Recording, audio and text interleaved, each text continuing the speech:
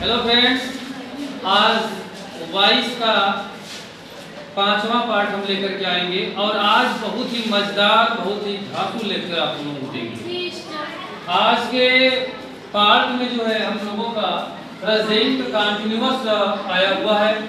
आप सभी लोग जानते हो कि टेंस में 12 टेंस है, 12 में से 8 टेंसों को पैसिव वॉइस में हम लोगों को बनाना है, जिसमें प्रेजेंट इंडेफिनिट को हम लोग पढ़ चुके हैं। आज अंत तक बने रहिएगा, बिल्कुल आप लोगों को मजा आएगा, बिल्कुल छोड़ करके जाना नहीं है। आइए देखते हैं, जैसे ये सेंटेंस में हम लोगों का दूसरे नंबर पर आता है प्रेजेंट में प्रेजेंट कंटिन्यूअस आता है। आज सबसे पहले हम चर्चा ये करेंगे कि आखिर किस तरह के सेंटेंस को प्रेजेंट कंटिन्यूअस कहा जाता है। प्रेजेंट सबको पता है कि वर्तमान होता है, हिंदी में क्या होता है, वर्तमान काल, यानी जो समय चल रहा होता है उसको क्या कहते हैं, वर्तमान कहते हैं। दूसरी बात देखना, एक शब्द यहाँ पर लगा हुआ है कंटिन्यू है। कंटिन्यू का मतलब क्या होता है, जो जारी है, जो चल रहा है। यानी सबसे पहले यही समझ लो कि प्रेजेंट कंटिन्यूअस कहते किसे है, यानी कि जो समय चल रहा है, जैसे हम लोग पढ़ रहे हैं ये समय चल रहा है, यानी चलते हुए समय को, जो समय जारी है उसी समय को हम क्या कहते हैं, कंटिन्यूअस कहते हैं। और इस सेंटेंस का पहचान क्या होता है, इसके सेंटेंस के एंड में आप देखेंगे तो रहा है, रही है और रहे है लगा रहता है, लेकिन इसमें कोई समय नहीं रहता। यदि समय हम दे देंगे तो यही टेंस आप लोगों का प्रेजेंट परफेक्ट कंटिन्यूअस हो जाएगा। जैसे हम कह दें कि राम जा रहा है, यानी जा रहा है, ये काम हो रहा है, ये आपका क्या है, प्रेजेंट है। और प्रेजेंट में कौन है, प्रेजेंट कंटिन्यूअस है। यदि हम इसको ऐसे कह दें कि रमेश 4 घंटे से जा रहा है, तो समय तो वही है कि जा रहा है, लेकिन इसमें क्या आ गया, समय आ गया। तो समय आ जाने की वजह से यह सेंटेंस आपका चला गया किसमें, प्रेजेंट परफेक्ट कंटिन्यूअस में। यानी इस सेंटेंस की पहचान हम कैसे करेंगे, इनके वाक्य के एंड में आप देखेंगे तो 3 शब्द में से कोई एक होता है, रहा है, रही है और रहे है लगा होता है, लेकिन वॉइस में हिंदी के सेंटेंस से हम लोगों का कोई मतलब नहीं होता है, क्योंकि जो सेंटेंस बनने को दिया जाता है वह इंग्लिश में होता है। तो आइए देखते हैं कि इंग्लिश में इनका सेंटेंस जब बनेगा तो बनने का फॉर्मेट क्या होता है, कैसे बन करके आता है, कैसे जानेंगे कि ये सेंटेंस जो है आप लोगों का प्रेजेंट कंटिन्यूअस है। तो देखिए, सबसे पहले आप जान लीजिए कि प्रेजेंट टेंस की जो एक्टिव वॉइस की जो सेंटेंस है या एक्टिव वॉइस की जो सहायक क्रिया होती है वह इज, एम, आर होता है। और प्रेजेंट कंटिन्यूअस को जब बदलते हैं किसमें, पैसिव वॉइस में जब हम बदलते हैं तो उसकी सहायक क्रिया उसी के सहायक क्रिया में, यानी जिससे प्रश्न बना है उसी में लग जाता है क्या, बीइंग। यानी इज, एम, आर में आप बीइंग को जोड़ दोगे तो वही सहायक क्रिया बदल जाती है किसमें, पैसिव वॉइस में। यानी कहने का मतलब क्या हुआ कि कंटिन्यूअस का एक बड़ा ही इजी एक ट्रिक होता है कि किसी भी कंटिन्यूअस को पैसिव वॉइस में बदलने को कहा जाए तो आप उसी के सहायक क्रिया में लगा देंगे क्या, बीइंग। बीइंग लगा देंगे तो वही सहायक क्रिया बदल जाती है किसमें, पैसिव वॉइस में। और हमको पैसिव वॉइस बनाने के लिए हमको केवल यही खोजना होता है, यदि हमें किसी सेंटेंस का हेल्पिंग वर्ब मिल जाए तो हम आराम से किसी भी सेंटेंस को जो है बना सकते हैं, क्योंकि सेंटेंस से ऑब्जेक्ट हम ले ही लेते हैं और जैसे ही ऑब्जेक्ट बाहर आता है वह तुरंत धमाल मचा देता है, किसके लिए, हेल्पिंग वर्ब के लिए। क्योंकि एक्टिव वॉइस की सहायक क्रिया क्या होती है, अलग होती है, और पैसिव वॉइस की सहायक क्रिया जो है अलग होती है। तो अब तो आप जान ही गए कि प्रेजेंट कंटिन्यूअस यदि आपसे सवाल करेगा तो किस सहायक क्रिया के साथ करेगा और किसमें आपको जवाब देना है। तो किस सहायक क्रिया से सवाल करेगा, इज, एम, आर से करेगा। अब जब आप जवाब देने जाएंगे यानी इस फॉर्मेट में जब आएंगे तो यहाँ जो है ऑब्जेक्ट देने के बाद आपकी जो सहायक क्रिया बनेगी वह सहायक क्रिया क्या बनेगी, उसी के सहायक क्रिया में हम क्या करेंगे, बीइंग लगा देंगे, तो वह सेंटेंस पैसिव वॉइस में जो है बदल जाएगा। यानी ध्यान देना, यही बीइंग शो करता है कि वह सेंटेंस किसमें है, कंटिन्यूअस में है। और किसके कंटिन्यूअस में, प्रेजेंट कंटिन्यूअस में। और आपको पता है कि कंटिन्यूअस में 2 ही कंटिन्यूअस बनते हैं, प्रेजेंट बनता है और प्रेजेंट का कंटिन्यूअस बनता है। फ्यूचर में कोई कंटिन्यूअस का पैसिव वॉइस नहीं बनता है। तो यहाँ से ठीक हो गया कि किसी भी कंटीन्यूअस में किसी का मतलब कि दो ही ना कंटीन्यूअस आएगा, एक प्रेजेंट कंटीन्यूअस आएगा, एक पास्ट कंटीन्यूअस आएगा। इन्हीं दोनों को पैसिव वॉइस में बनाना है, उसी के सहायक क्रिया में हम बीइंग लगा देंगे तो वह सहायक क्रिया बदल जाती है किसमें? पैसिव वॉइस में। आइए देखते हैं। अब देखो सबसे बड़ी बात कि प्रेजेंट कंटीन्यूअस को जब एक्टिव वॉइस में हम बनाना स्टार्ट करेंगे तो कैसे बनता है, बनने का फॉर्मेट क्या होगा, हम लोगों के सामने कैसे बन करके आएगा, इन चीजों को आप देखेंगे। तो आप सबको पता है कि सबसे पहले क्या होता है? सब्जेक्ट होता है। और इस टेंस की जो सहायक क्रिया होती है वह कौन होती है? इज होता है, एम होता है और आर होता है। इसमें वर्ब का कौन सा फॉर्म लगता है? फोर्थ फॉर्म लगता है। और उसके बाद आपका ऑब्जेक्ट होता है और फिर यहाँ पर अदर होता है। मेरे बच्चों इसको समझ लो कि कंटीन्यूअस का जब कभी भी क्वेश्चन बन करके आएगा तो वह कैसे बनेगा, क्योंकि कंटीन्यूअस है। हमेशा कंटीन्यूअस में वर्ब का कौन सा फॉर्म लगता है? फोर्थ फॉर्म लगता है। इस टेंस की जो हेल्पिंग वर्ब है वो हम जान ही गए हैं कि हेल्पिंग वर्ब इसकी क्या है? इज एम आर है। तो आप समझ लेना कि कभी भी इज एम आर के साथ यदि वर्ब में आईएनजी फॉर्म लग करके आया हुआ है तो वह 100% वह कौन टेंस होगा? प्रेजेंट कंटीन्यूअस होगा। एनी प्रॉब्लम किसी को? यानी सेंटेंस आएगा तो आप देखकर जान जाओगे ना कि यह कंटीन्यूअस है। यानी इज एम आर में क्या लगा होगा? इज एम आर के बाद जो वर्ब रहेगी उस वर्ब में क्या रहेगा? आईएनजी फॉर्म लगा होगा। उसी को देख करके जान जाते हैं कि वह टेंस कौन है? प्रेजेंट कंटीन्यूअस है। क्लियर? एनी प्रॉब्लम किसी को? समझ में आ गया सबको ना? आइए देखते हैं। अब इस फॉर्मेट को सबसे पहले देखो, फार्मूला को दिमाग में फिट करो। फार्मूला यदि दिमाग में फिट हो गया तो क्वेश्चन देखते ही मुंह जबानी आप बताओगे, कापी कलम की जरूरत आपको नहीं पड़ेगा। तो आइए देखते हैं। जब इस संदेश को पैसिव वॉइस में ले जाओगे आप लोग तो आप सभी लोगों को पता है कि पैसिव वॉइस में क्या होता है कि ऑब्जेक्ट हम निकाल कर बाहर करते हैं। हमारे सेंटेंस में ऑब्जेक्ट कौन है? ये है। यानी कि यही ऑब्जेक्ट उठ करके यहाँ आएगा, क्योंकि पैसिव वॉइस का मालिक कौन होता है? ऑब्जेक्ट होता है। तो ऑब्जेक्ट जैसे ही बाहर आएगा ये तुरंत जो है धमाल मचा देगा। किसके लिए? सहायक क्रिया के लिए। क्योंकि एक्टिव वॉइस का मालिक कौन है? सब्जेक्ट है। ये अपनी सहायक क्रिया को लगाया हुआ है। देख रहे हो ना? ये अपनी सहायक क्रिया को क्या किया है? लगाया हुआ है। लेकिन जब ऑब्जेक्ट जब मालिक बनेगा तो ये अपनी सहायक क्रिया को जो ले आएगा और इसकी सहायक क्रिया देख लो कौन है? उसी के सहायक क्रिया में हम क्या किए हैं? बीइंग लगा दिए हैं। तो वही सहायक क्रिया आपकी बदल गई किसमें? पैसिव वॉइस में हो गया। तो आप जो है यहाँ पर किसको लगाओगे? इज बीइंग लगाओगे या एम बीइंग लगाओगे या आर बीइंग लगाओगे? इनका आने का जो नंबर सिस्टम होता है वही चलेगा। जैसे यदि यह सिंगुलर नंबर होता है तो यहाँ पर कौन लग जाएगा? इज बीइंग आ जाएगा। यदि यहाँ पर प्लूरल आ जाता है तो आर बीइंग। यदि संयोग से आई आ गया तब क्या करोगे? एम बीइंग को जो है हम लोग लगा लेते हैं। तो क्या ये दोनों फॉर्मेट आप लोगों को समझ में आया? यही इसका फॉर्मेट है। इसी फॉर्मेट में ये व्यक्तिगत विशेष तरीके से प्रेजेंट कंटीन्यूअस को बनाने के लिए है। क्योंकि देखो अंतर कहाँ से होता है? सेंटेंस में ध्यान से देखना, अंतर कहाँ से हो जाता है, हमारा टेंस कैसे बदल जाता है। इनको देखो, यदि हम यहाँ जो है हम सहायक क्रिया को बदल दिए, इसी फार्मूला में समझ लो, यदि इस एम आर लगा दिए तो ये फार्मूला किसका हो गया? प्रेजेंट इंडेफिनिट का हो गया। समझ में आया ना?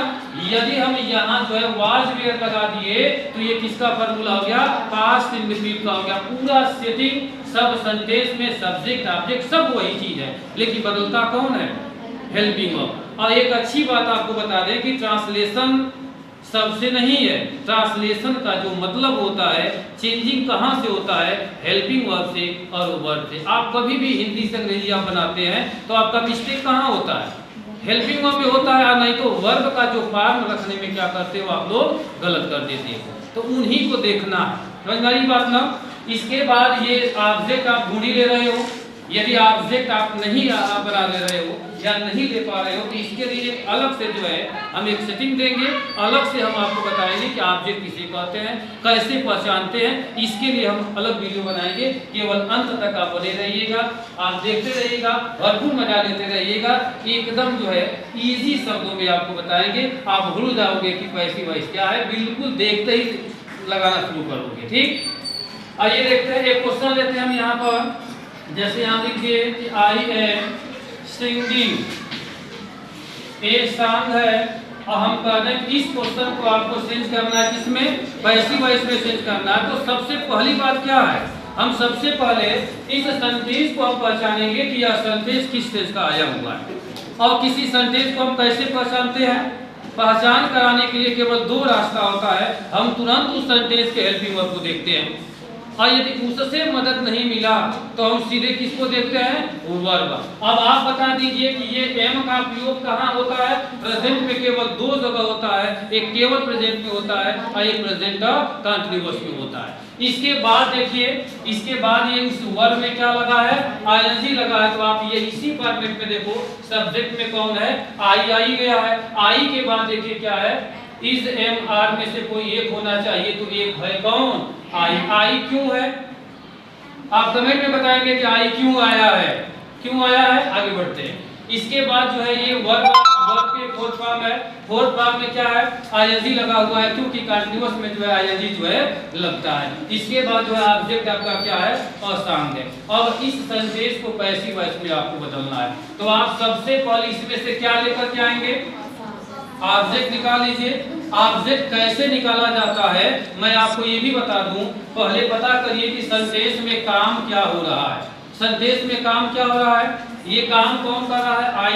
ये कह रहा है कि मैं गा रहा हूँ, ये निकला, काम क्या हो रहा है कि मैं गा रहा हूँ। उसी में क्या से सवाल कर दो, मैं क्या गा रहा हूँ, जवाब मिला, जवाब मिल गया तो ऑब्जेक्ट है, नहीं मिला तो इसका मतलब ऑब्जेक्ट इसमें नहीं है। तो जवाब क्या मिला, मैं एक गाना गा रहा हूँ, तो ये आपका गाना क्या हुआ, ऑब्जेक्ट हुआ, जिसको ला करके यहाँ पर आप रखेंगे। तो जब यहाँ हम ले आकर रखेंगे तो यहाँ से क्या हो जाएगा, ये शांत हो जाएगा। आइए तुरंत अब हल्ला मचाना शुरू करेगा, किसके लिए, अपनी सहायक क्रिया के लिए, क्योंकि देखिए सब्जेक्ट आई जो अपनी सहायक क्रिया को लगाया था, ये अपनी सहायक क्रिया को जुड़ेगा। तो यह इन तीनों में से किसको लेगा, आप बताएं, किसको लेगा, इज बीइंग। क्यों इज बीइंग ले रहा है, क्योंकि इसका नंबर क्या है, सिंगुलर नंबर है, तो इसलिए यहाँ से आ गया क्या, इज, इसके बाद हो जाएगा बीइंग। इसके बाद हमको क्या देना है, वर्ब का थर्ड फॉर्म।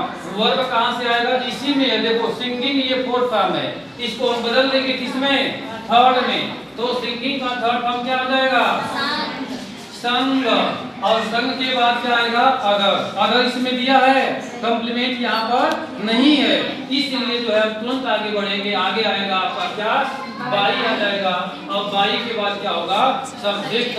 तो ये सब्जेक्ट जो है कहाँ गया, ये रहा। अब इसको उठा ले जाओ उधर। आप सभी लोगों को पता है कि जब सब्जेक्ट और ऑब्जेक्ट आपस में चेंजिंग होते हैं तो ये केस को बदल लेते हैं। ये सब्जेक्टिव केस है, जब इधर आएगा तो क्या हो जाएगा, ऑब्जेक्टिव केस। तो आई का ऑब्जेक्टिव केस क्या होगा, मी होगा। तो हम सीधे सीधे जो है यहाँ पर मी ऐसे लगा देंगे। यही आपका सेटिंग है।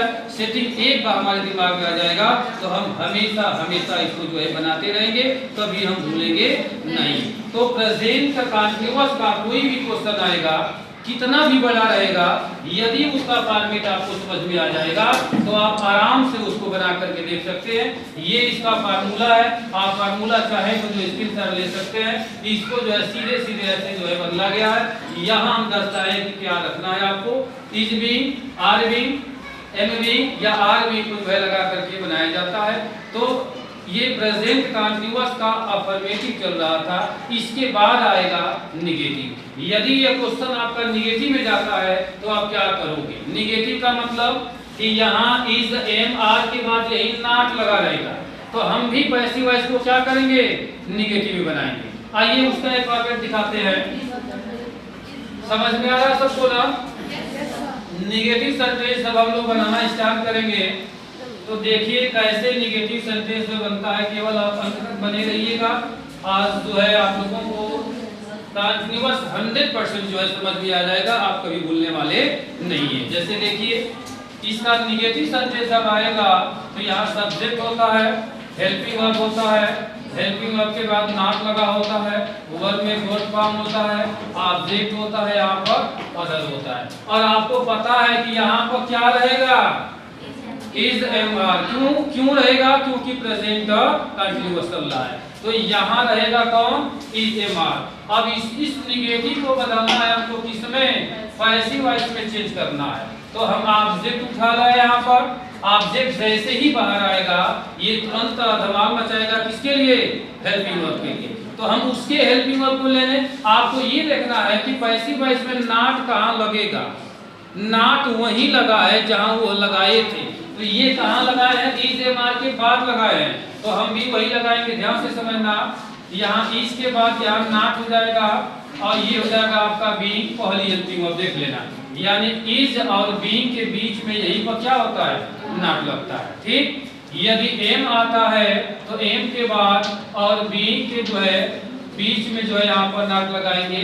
उसी तरह यदि आर आता है तो आर के बाद नॉट और प्लस जो है यहाँ पर क्या आ जाएगा?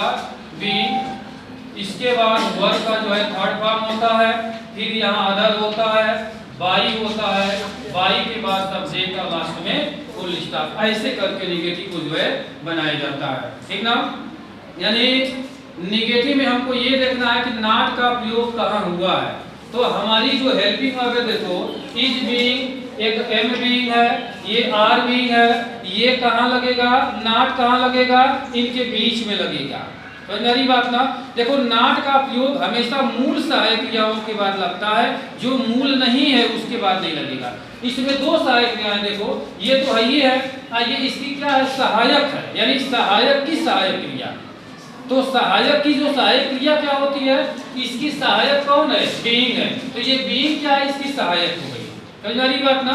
और नॉट का प्रयोग कहाँ करते हैं? जो मूल हेल्पिंग वर्ब होता है हम उसी के बाद नॉट का प्रयोग करते हैं। तो देखो मूल कहाँ है? एम है, बाद में लगा यहाँ पर नॉट। यहाँ देखिए इज है, इज के बाद यहाँ पर नॉट लगा। यहाँ देखिए आर है, आर के बाद जो यहाँ पर नॉट का प्रयोग हुआ। एक एग्जाम्पल लेते हैं आप लोगों को समझाने के लिए। जैसे हम यहाँ लिख दिए कि Ram is not writing a letter. अब इस सेंटेंस को जो है हमको चेंज करना है, तो चलिए फटाक से यहाँ जो है हम किसको ले आए बताएं? यहाँ कौन आएगा? A letter. क्यों? क्योंकि सेंटेंस का ऑब्जेक्ट वही है। तो हम यहाँ तुरंत लाएंगे किसको? A letter. अ लेटर के बाद किसको ले आ सकते हैं? क्योंकि लेटर एक ही है, तो यहाँ से आ जाएगा इज द, फिर यहाँ नॉट, इसके बाद यहाँ पर बीइंग, और बीइंग के बाद अब क्या ले लें? वर्ब का थर्ड फॉर्म। तो वर्ब का थर्ड फॉर्म देखो राइटिंग है यहाँ पर, तो इसका थर्ड फॉर्म क्या हो जाएगा? रिटेन। और रिटेन के बाद क्या आता है? अदर। अदर नहीं है तो हम यहाँ लेंगे किसको? बाई। और बाई के बाद फिर जो है राम यहाँ पर आएगा, आप देखेंगे तो क्या हो जाएगा? राम। ऐसे करके जो है इसको बनाया जाता है। यही हम लोगों का प्रेजेंट कंटीन्यूअस है। तो प्रेजेंट कंटीन्यूअस को जो है हम आप लोगों को दो पार्ट में बताएंगे। एक पार्ट में जो है अफर्मेटिव और निगेटिव को बनाएंगे, और दूसरे पार्ट में हम बनाएंगे किसको? इंट्रोगेटिव। क्योंकि प्रेजेंट कंटीन्यूअस का इंट्रोगेटिव जो होता है वो बड़ा ही स्पेशल होता है, उसमें बच्चे बहुत गलत होते हैं। इसलिए इसको हम अलग वीडियो लेकर के आएंगे ताकि आप लोगों को अच्छी तरह से समझ में आए और किसी तरह का कोई मिस्टेक ना हो। यदि हमारे इस क्वेश्चन में, इस चैप्टर में, इस लेसन में थोड़ा भी कहीं डाउट हो तो आप तुरंत हमसे पूछें, कमेंट में लिखें, हम जरूर जो है बताने का प्रयत्न करेंगे और 100% जो है आपको रिस्पांस देंगे। कहीं से किसी भी तरह का कोई भी कंफ्यूजन हो आप तुरंत जो है हमसे पूछें। और ये समझ में आया है तो 100% आप बताएंगे कि हाँ समझ में आया कि नहीं, आप जरूर जो है कमेंट करेंगे। आज की वीडियो जो है हमारी यहीं तक रहेगी, क्योंकि इसमें अब आगे बढ़ने का मतलब वीडियो बहुत लंबा हो जाएगा। इसका सेकेंड पार्ट बहुत जल्द लेकर के आप लोगों के बीच में आएंगे। तब तक के लिए नमस्कार, अलविदा, बाय।